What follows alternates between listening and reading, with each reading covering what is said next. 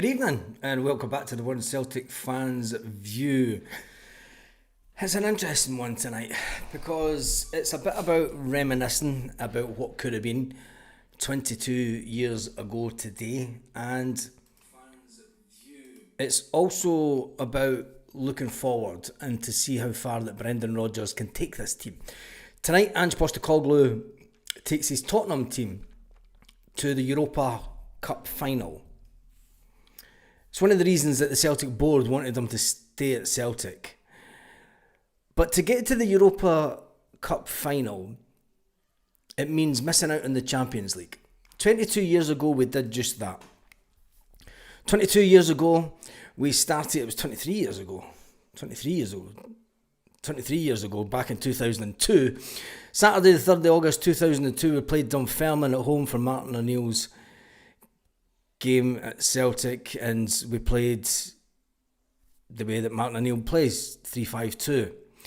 And on the Saturday, the 10th of August, we played Aberdeen away from home. We beat them 4-0.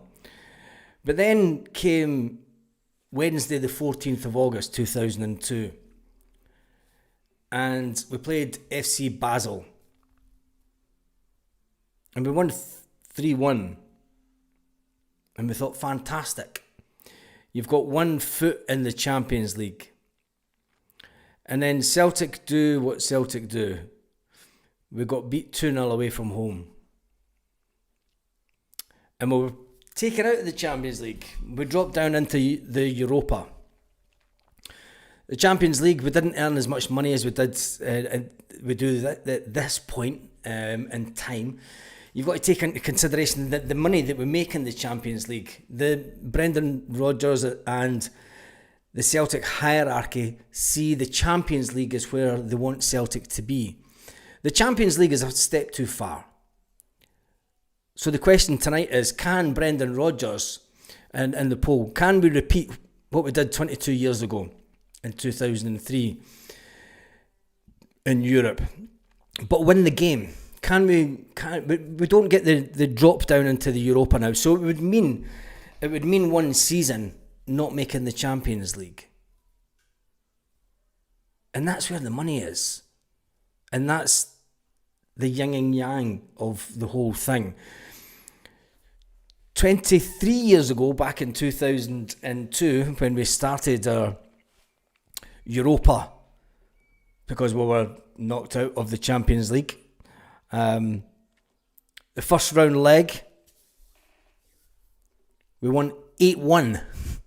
8-1. And it was to a minnow team. But we won it. And we played 3-5-2. We played 3-5-2 in Europe the whole season. And when it come to the first round, against Blackburn. Was it the first round? Yeah, it was the first round, wasn't it? Second round. It was the second round against Blackburn. Played Blackburn Rovers at home. We won that 1-0. We went down to Blackburn Rovers, Graham Souness's team. Graham Souness brought his Blackburn Rovers up to Glasgow thinking that he was going to do Celtic.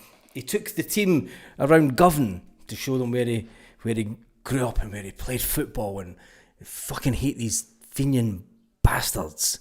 We're going to get into them. But Martin O'Neill and Celtic beat Blackburn. And then we beat them away from home. And then this is where it started to get interesting for me, because I always knew that we could beat Celta Vigo. We could beat Stuttgart. They were the harder teams that I thought that we would come up against. Never mind the Liverpool. Never mind Bratislava. Do you know, when you look back at what we did that year, going to Blackburn, winning that game, going to Celta Vigo, beating them, going to Stuttgart, beating them, going to Liverpool, beating Liverpool. They were the hardest teams that we thought we could come up against. drawn 1-1 at home the first game of the semi-final, had everyone on their seats. Everyone knew that we had to win away from home. Our European away from home record has never been great. Going back to the early 80s, we always lost on the away goal rule, and we always lost away from home in Europe, and it was never fun times during the 80s and 90s following Celtic.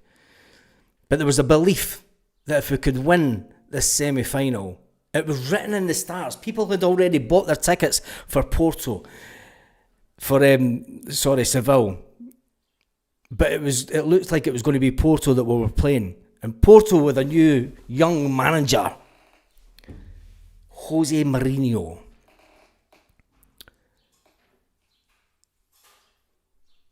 The guy that was going to become a legend of a manager.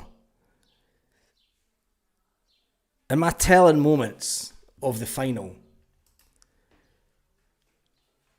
is not the game itself. Henrik Larsson scoring with a header. My memory is the Celtic fans in the stadium as Porto lifted the cup. And all you could hear is cheats, cheats, cheats, cheats, cheats.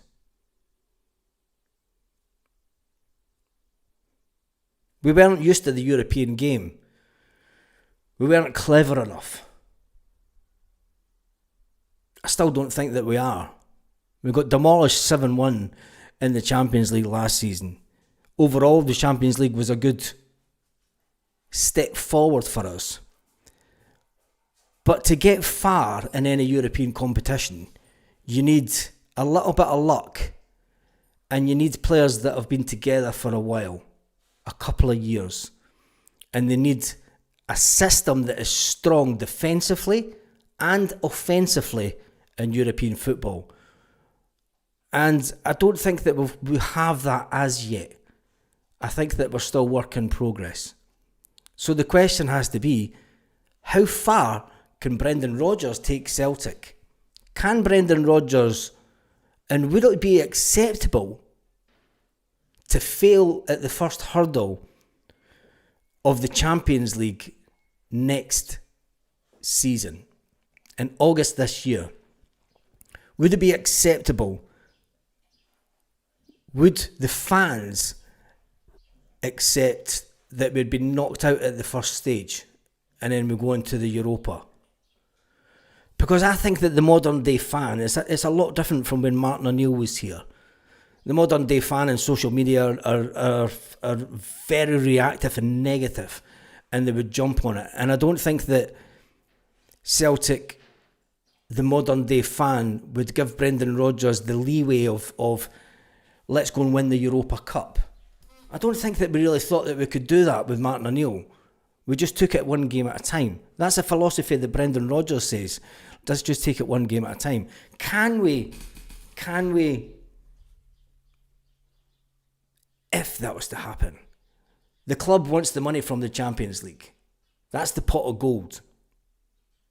And my fear is, would it be acceptable if the team in second place gets into the Champions League and gets the pot of gold and gets the 30-40 million pounds in the bank, but Celtic drop down into Europa and go on and win the Europa Cup?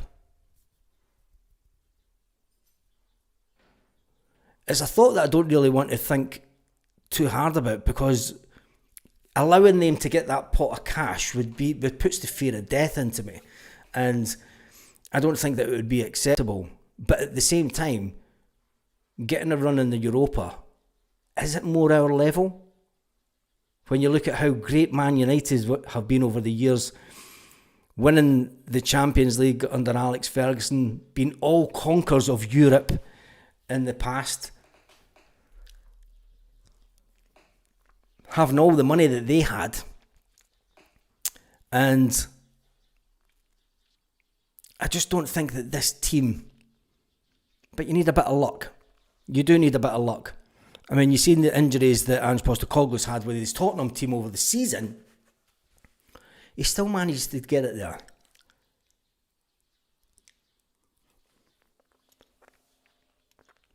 Silly question to Barnes. No guarantee we would do well in the Europa League. Says Square Sausage Mick. I've got a bit of chicken stuck in my mouth. It's not a silly question, really, because it's how far. The video is called "How Far Can Rodgers Take Celtic?" And is winning the league enough? Is Scottish dominance enough? The season's over now, so we can talk about it. I tried to speak about this during the season. I thought it's not the right time, but now it is the right time. Is the total dominance that we've had over the last 25 years, is that enough?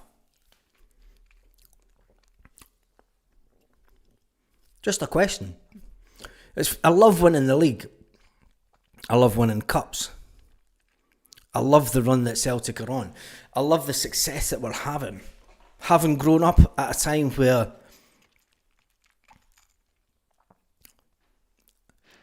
Celtic didn't have a lot of success, and having lived through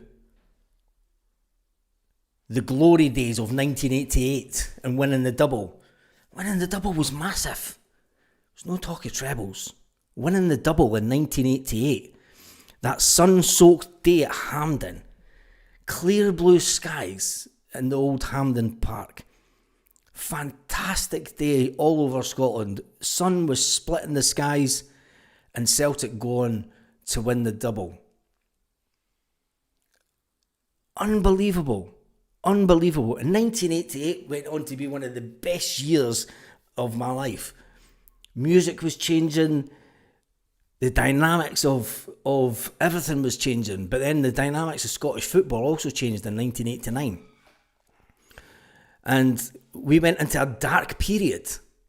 And we can never forget that. We went into a dark period of our history at Celtic. And winning everything that we have since Martin O'Neill came, we can't take it for granted. But what we have to start talking about is the elephant in the room, which has been European football over the years. Not being able to... The fact that friggin' manky mob across the city have done so much better in Europe than what we have. It's kind of embarrassing with all the riches that we've had. And when you think about all the managers that they've went through, yet they do a lot better in Europe. And why is that? In the 80s, Scottish football was booming. It was booming in the 80s, Lanky. You had Dundee United on fire in Europe. You had Aberdeen completely on fire with Alex Ferguson in Europe. You had Dundee United putting players on 10-year contracts so they couldn't be taken away from the club. Unthinkable in this day and age. You know, putting players on 10-year contracts. But the players were that good. But when we look at the league just now, we know that we're head and shoulders above everyone else. We know that there's a big financial gap. But for us to have that little bit of success in Europe would mean 1 year in the not too near distant future, we would have to not qualify for the Champions League. And that's not really in the financial plan of Celtic. The financial plan is to get into European football, sell 25 to 30 million pounds worth of merchandise off the back of European football, make between 30 and 40 million pounds off of the European football, and then that takes our turnover to over 100 grand a year. When we look at the players that we had back then that took us to Seville,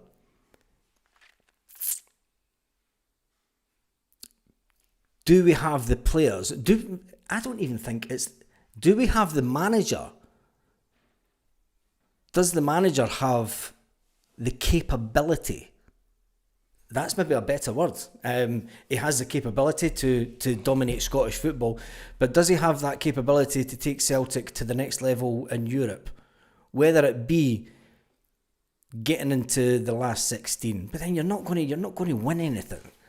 And ultimately, what I'm thinking is because it's 22 years since we were in a European final, And to be fair, and let's be honest, before 2003, none of us even thought about European finals with Celtic. That was something that was done in 67. That was something that great Celtic sides did. The all-conquering 9-in-a-row side. But wait a minute. We've had our own 9-in-a-row in our lifetime. Our second 9-in-a-row. So surely the aspirations of the board and the manager now should be, can we just take that next little step? Can we get that little bit of luck? Can we bring in the right type of player that can make us better in a European context? Because being better for Scottish football now is that it? Is this it?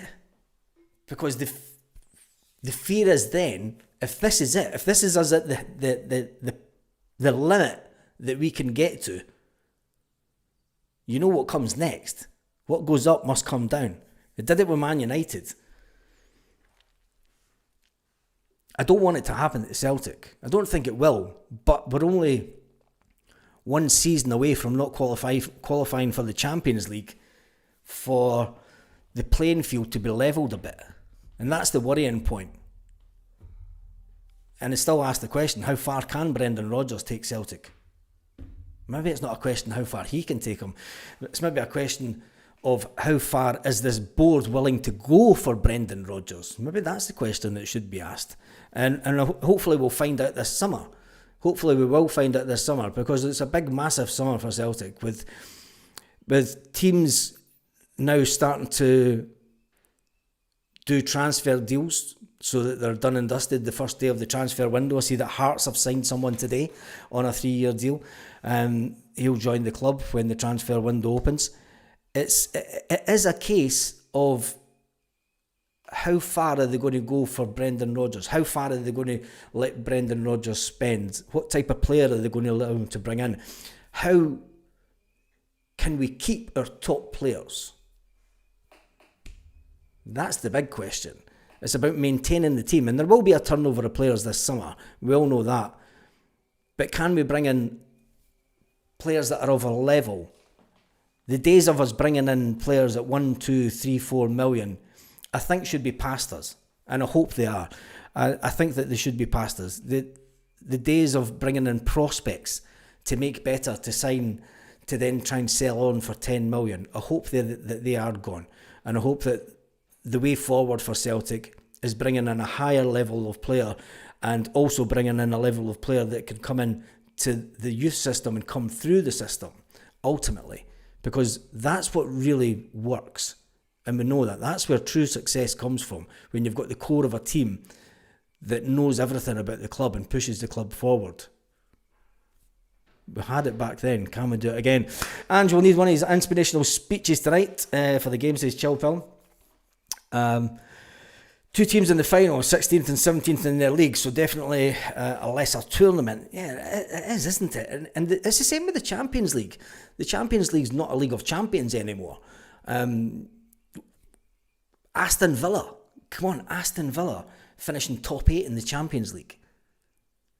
We should be looking at what Aston Villa did last season and going, we need to do that. We need to finish top 8 in the Champions League. It's as simple as that. We should be targeting, and it's maybe, is it too much to ask? Is it too much to ask? But we should be targeting the top 8 in the Champions League so that we get automatic qualification. Steve Johnson says, Baz, come on, man. You know what the board's like. All they care about is making money, money, money, says Stephen. Fans of Brendan want the same thing as us, to do well in Europe and to go very far. Now it's down to the board to match our dreams and make it reality. But what level is that at, Lanky? Do you know, can we realistically get to the later stages of the Champions League? Is that a step too far in modern football? Is it a step too far in modern football? Aston Villa's budget is huge compared to ours. We could use that as an excuse. We can use that as an excuse, but When you think back to 1967,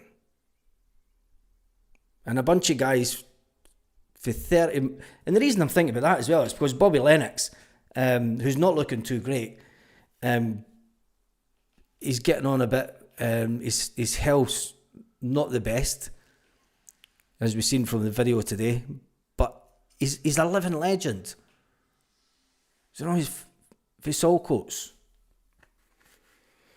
Probably one of the furthest ones that were away from Glasgow. We've done it before. It can be done. Porto did it. Complete outsiders. Scottish football will not improve until Sky is ditched. Talking about the money that Scottish football get.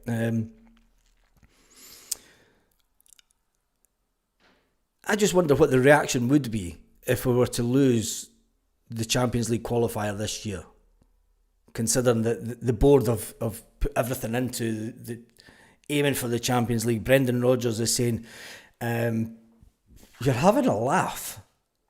Hail, hail the boys. That's what's wrong with the UK. There's no freedom of speech now. There's no freedom of speech in the UK. He's been charged with terrorism. Baz, we're 30 seconds away from beating Munich and taking them to extra time with a bit of luck. Yeah, I know, but it's not luck, is it? It's quality. There's a difference. There is a difference, right? There's a difference between luck and quality. Quality would have beat the Germans, and we just didn't have the quality. Let's face it. It would be a miracle, Baz, to swear sausage Nick. The UK is done, yeah, it's completely fucked. Anyway, right, there's not a lot of talk Celtic chat tonight. Obviously, there's that Daily Record story. Everyone's jumping on it. I've had my say on it, and then that's it. That is it. I just detest the fact that mainstream media's... And I made the jump over to YouTube, and because YouTube was never meant to be a mainstream media vehicle, which it is. Fans can't always blame Sky. It also comes down to Neil Doncaster, who has to do a lot better revenue from Sky. Yep, a lot of that. We should have won in Munich. We should have, Paul. And that's down to quality. It's not luck. It's not luck. You make your own luck. You make your own luck through the quality that you have, through the mindset that you have, through the experience that you have, through the determination that you have. And I just don't think that the team is anywhere near that yet. And it's going to be a case of this summer that we're going to have to bring in players that can perform at that level.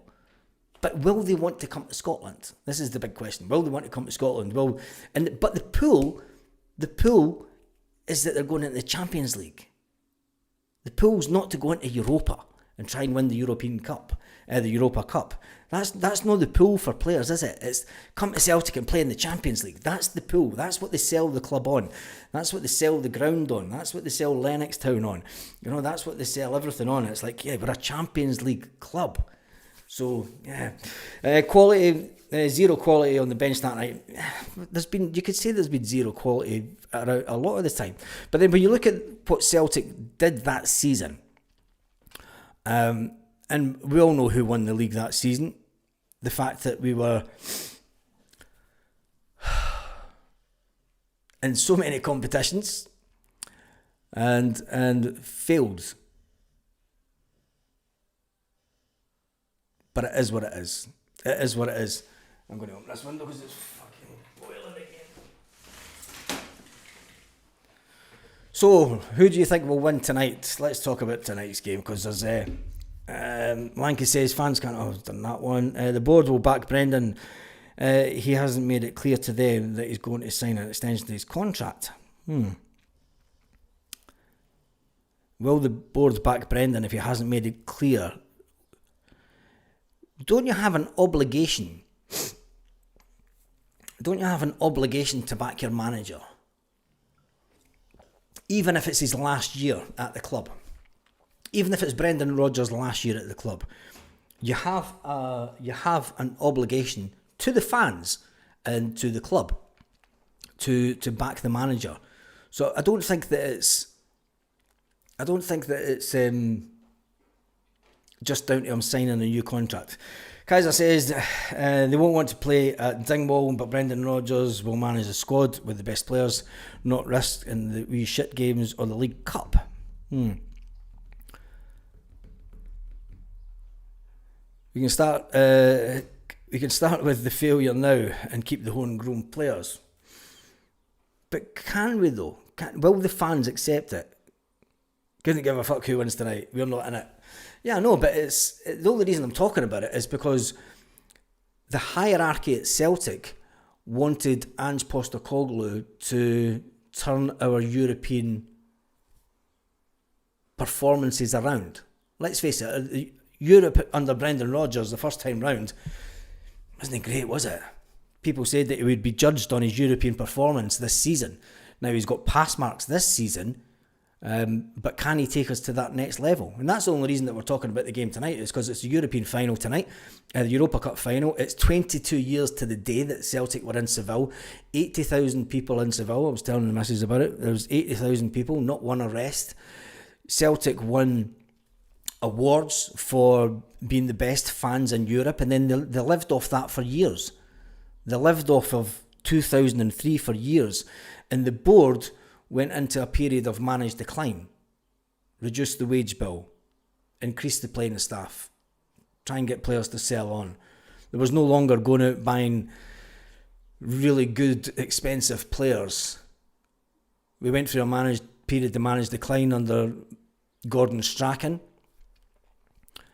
In come Neil Lennon to steady the ship. We had Tony Mowbray in between. If that wasn't a period of managed decline, you'll never guess what was there. But anyway,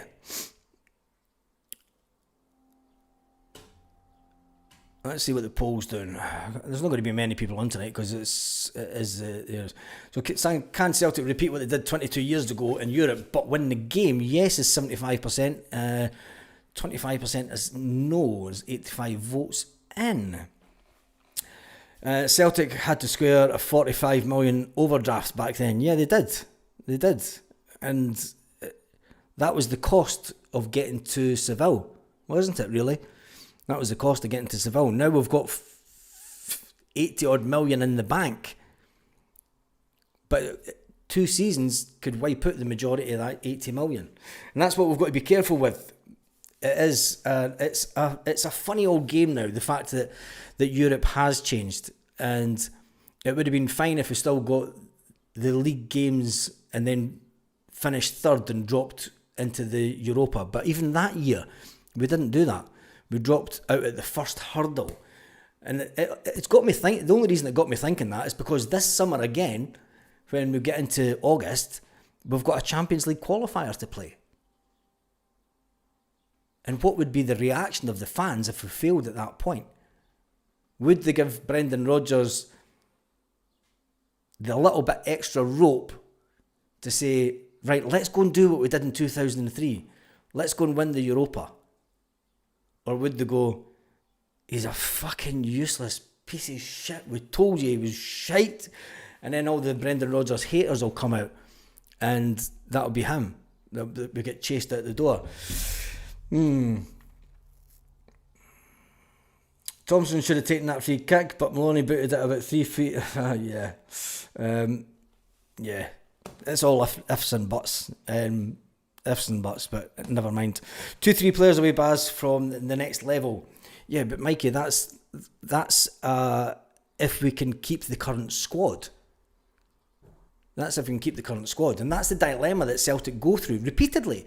We repeatedly go through the same thing. We're 2 or 3 players away from making the squad really good. And then look back to Ange Postecoglou's first season. 2 or 3 players away from being really good. Next season, we just don't get those really good players in. The season that he ends up leaving Celtic, we only need 2 or 3 players that are really good. We sell Jota. And it's like you're fighting with one hand tied behind your back sometime, and as a Celtic fan. Anyway, it's 9 o'clock. The game is kicking off. The 10 million at least with Clementine Bar. We will never see an O'Neill level team. We could afford them back then. We were competing. Yeah, we could compete on wages back then. That was the difference. They were paying 25 grand to 30 grand a week in wages down in England at that time. Catch 22 is better than 2012. Lol says, yeah, it is. But we all want the best for Celtic. How many want Spurs for actually? I can't even say it. No. As much as I love Ange Postecoglou, right, and I love what he did at Celtic, I don't want Spurs to win. And do you see the fighting that's been going on? They can't go anywhere. Anyway, right, that's me done and dusted. I'm going to go and watch the football.